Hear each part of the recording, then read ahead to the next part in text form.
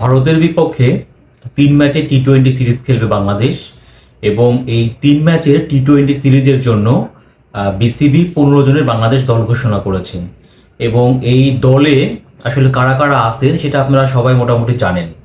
আমি দল নিয়ে খুব বেশি কথা বলতে চাই না, আমি মূলত কথা বলবো মেহেদী হাসান মিরাজকে নিয়ে।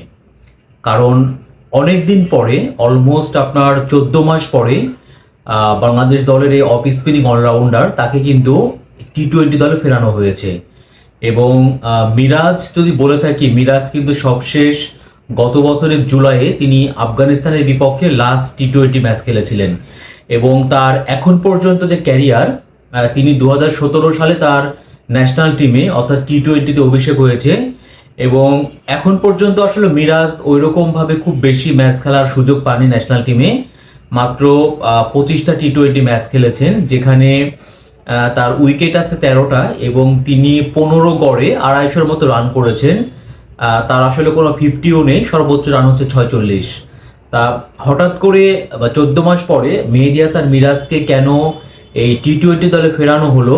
আবার তিনি তো বিশ্বকাপ দলেও ছিলেন না, মানে তাহলে পারে তাকে দলে ফেরানোর কারণটা আসলে কি? মূলত সাকিব আল হাসানের বিকল্প হিসেবেই এই মেহেদী হাসান মিরাজকে এখন ভাবা হচ্ছে এবং সাকিবের পজিশনেই কিন্তু তাকে বিবেচনা করা হচ্ছে আর কি। সো সাকিব যেহেতু টি-20 থেকে আপাতত তিনি অবসরে আছেন, মানে তিনি আগামী 6 মাস বা 1 বছর টি-20 ম্যাচ খেলবেন না। আর সাকিব বলেছেন যে তিনি এই সংস্করণ থেকে আপাতত দূরে থাকবেন। সো সাকিব আল হাসান না থাকার কারণে একটা জায়গা তৈরি হয়েছে, মানে একটা অলরাউন্ডারের প্রয়োজন ছিল। এবং আমাদের বাংলাদেশ দলের যে কোচ আছেন চন্ডিকা হাথুরু সিংহে, তিনি কিন্তু এর আগেও বলেছিলেন এই মেহেদী হাসান মিরাজকে তিনি মনে করেন ভবিষ্যতের সাকিব আল হাসান। সো এই জন্যই সাকিব আল হাসান দলে না থাকায় আসলে এই মেহেদী হাসান মিরাজকে বিবেচনা করা হয়েছে। এখন সাকিব নিঃসন্দেহে একজন অলরাউন্ডার হিসেবে তিনি বিশ্বসেরা অলরাউন্ডার ছিলেন এবং তার ক্যারিয়ারটাও অনেক অভিজ্ঞ।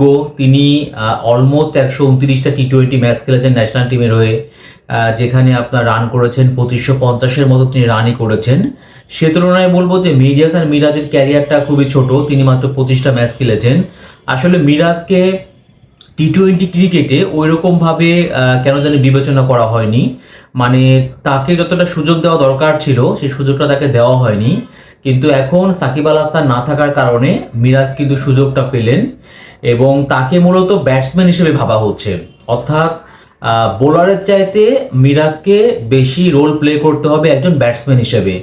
এবং আমরা মিরাজের যে ক্যারিয়ারটা দেখেছি সেখানে কিন্তু তিনি নর্মালি আসলে লোয়ার মিডল অর্ডার ব্যাটসম্যান হিসেবে তিনি বেশি ব্যাটিং করেছেন, কখনো 7 নম্বরে, কখনো 8 নম্বরে, কখনো 9 নম্বর পজিশনে তিনি ব্যাটিং করেছেন। কিন্তু সাকিব আল হাসান যে পজিশনে ব্যাটিং করে থাকেন টি-20তে 4 নম্বর বা 5 নম্বর, কখনো 6 নম্বরেও, বেশিরভাগ ক্ষেত্রে তিনি 4 বা 5-এ ব্যাটিং করে থাকেন। ঠিক সেই সাকিবের পজিশনেই কিন্তু মিরাজকে ভাবা হচ্ছে, তার মানে মিরাজ কিন্তু তার ব্যাটিংয়ে প্রমোশন হচ্ছে। আবার আমরা কিন্তু দেখেছিলাম মিরাজকে কয়েকটা ম্যাচ ম্যাকশিপ ওপেনার হিসেবেও তাকে কিন্তু রোল প্লে করতে হয়েছিল। তার মানে মিরাজের কিন্তু ব্যাটিংয়ে প্রমোশন হচ্ছে এবং তিনি কিন্তু এখন থেকে টপ অর্ডারের দিকে তিনি কিন্তু ব্যাটিং করবেন, হয়তো 4 নম্বর বা 5 নম্বর পজিশনে তাকে ব্যাটিং করতে হবে এবং তাকে ভারতের বিপক্ষে নেওয়া হয়েছে আসলে টপ অর্ডারের ব্যাটসম্যান হিসেবে। আর মিরাজকে টি-20 বিশ্বকাপে না রাখার কারণটা প্রধান নির্বাচক গাজী আশরাফ হোসেন লিপু তিনি কিন্তু বলেছেন যে আসলে তাকে টেস্ট এবং ওয়ান ডেতে ফিট রাখার জন্যই মূলত টি-20তে বিবেচনা করা হয়নি। কিন্তু এখন যেহেতু সাকিব আল হাসান নেই, সো একটা জায়গা তৈরি হয়েছে। সো মিরাজ আরও টি-20তে আরও সুযোগ তিনি ডিজার্ভ করতেন, বাট এতদিন তিনি সুযোগ পাননি। এখন তিনি সুযোগ পেয়েছেন এবং তাকে ভবিষ্যতে সাকিব আল হাসান ভাবা হচ্ছে, সাকিবের জায়গা থেকে বিবেচনা করা হচ্ছে। তার মানে বুঝতে পারছেন যে মিরাজের দায়িত্বটাও কিন্তু অনেক বেশি এখন বেড়ে গেল।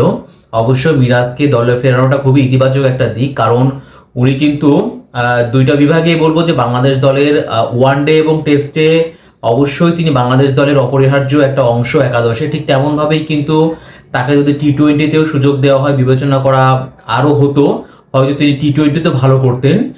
এবং এখন তিনি সাকিবের জায়গায় সুযোগ পেয়েছেন। অবশ্যই ভারত শক্তিশালী প্রতিপক্ষ, তাদের বোলিং লাইন আপ বিশ্বমানের, বাট যেহেতু মিরাজ এখন টি-20তে সুযোগ পেলেন সাকিবের জায়গায়, নিশ্চয়ই তিনি সাকিব হওয়ার চেষ্টা করবেন। শুধু সাকিব বলবো না, আমি বলবো যে মিরাজ তিনি সাকিবকে ছাড়িয়ে যাওয়ার চেষ্টা করবেন, এবং যদি মিরাজ পারফর্ম করেন, ভালো করেন, তাহলে পরে সাকিবের যে অভাবটা, নিশ্চয়ই সাকিবের অভাবটা কখনোই পূরণ হওয়ার না, বাট সাকিবের বিকল্প তো একটা দরকার আছে, বাংলাদেশ দলে একজন অলরাউন্ডার দরকার আছে। মিরাজের মধ্যে কিন্তু সেই পোটেনশিয়ালিটিটা আছে, ক্যালিভারটা কিন্তু আছে। সো এখন আসলে দেখার অপেক্ষা যে সাকিব আল হাসানের পরিবর্তে বা ভারতের বিপক্ষে টি-20 দলে চান্স পাওয়া মিরাজ তিনি আসলে সাকিব আল হাসান হতে পারেন কিনা।